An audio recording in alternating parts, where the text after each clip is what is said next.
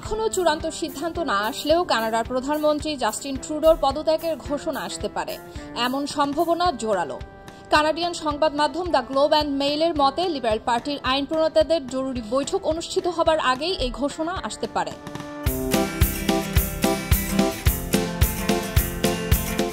The globe and মেইলের মতে 2025 সালে জনপ্রিয়তা হ্রাস এবং সম্ভাব্য নির্বাচনী চ্যালেঞ্জের মধ্যে লিবারেল পার্টির নেতা হিসেবে তিনি পদত্যাগ করতে প্রস্তুত বলে জানা গিয়েছে।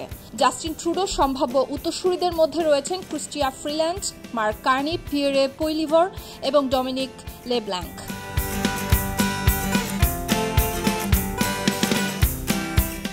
গ্লোব অ্যান্ড মেইলের এই প্রতিবেদনে বলা হয়েছে, আজ সোমবার যত দ্রুত সম্ভব পদত্যাগের ঘোষণা দিতে পারেন ট্রুডো। 9 বছর ধরে প্রধানমন্ত্রী হিসেবে দায়িত্ব পালন করা লিবারেল পার্টির এই নেতা পদত্যাগ করলে তার দল স্থায়ীভাবে নেতৃত্বশূন্য হয়ে যেতে পারে। কিন্তু এমন সময় এই ঘটনাটি ঘটতে যাচ্ছে যখন একের পর এক জরিপে ভোটাররা প্রকাশ্যে ট্রুডোকে পদত্যাগের আহ্বান জানিয়েছেন।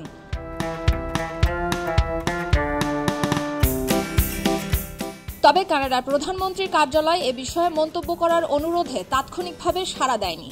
তবে ট্রুডো অবিলম্বে পদত্যাগ করবেন নাকি তার দলের একজন নতুন নেতা নির্বাচিত না হওয়া পর্যন্ত তিনিই প্রধানমন্ত্রী থাকবেন, সে বিষয়টি এখনও স্পষ্ট নয়।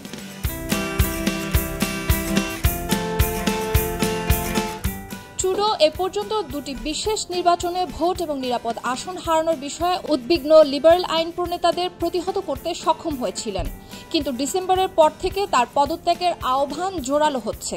বিশেষ করে ট্রুডো যখন নিজের মন্ত্রিসভার সবচেয়ে ঘনিষ্ঠ সহযোগীদের একজন অর্থমন্ত্রী ক্রিস্টিয়া ফ্রিল্যান্ডকে পদচ্যুত করার চেষ্টা করেছিলেন। তিনি ট্রুডোর দেওয়া ব্যয় বৃদ্ধির প্রস্তাবের বিরোধিতা করার পরই তার বিরাগভাজন হয়ে পড়েন। পরবর্তী সময়ে ফ্রিল্যান্ড পদত্যাগ করেন এবং একটি চিঠিতে লিখে যান, ট্রুডো দেশের জন্য ভালো কিছু করার দিকে মনোযোগ না দিয়ে রাজনৈতিক ছলচাতুরির আশ্রয় নিচ্ছেন।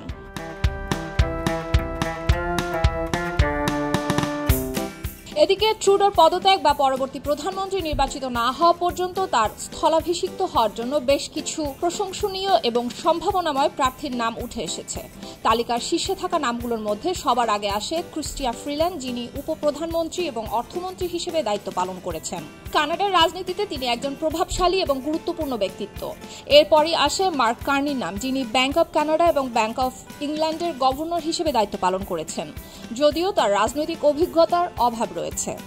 এছাড়া আছেন কনজারভেটিভ পার্টির নেতা পিয়েরে পইলিভর এবং ট্রুডোর ঘনিষ্ঠ আস্থাভাজন ডমিনিক লেব্ল্যাঙ্ক, যিনি একজন সিনিয়র লিবারেল ক্যাবিনেট মন্ত্রী, একজন পাকা রাজনীতিবিদ হিসেবে যার সরকারের বিভিন্ন গুরুত্বপূর্ণ পদে কাজ করার অভিজ্ঞতা রয়েছে। সুলতানা দিনা, খবরের কাগজ। খবরের কাগজ, নিখাদ, নির্ভীক, নিরপেক্ষ।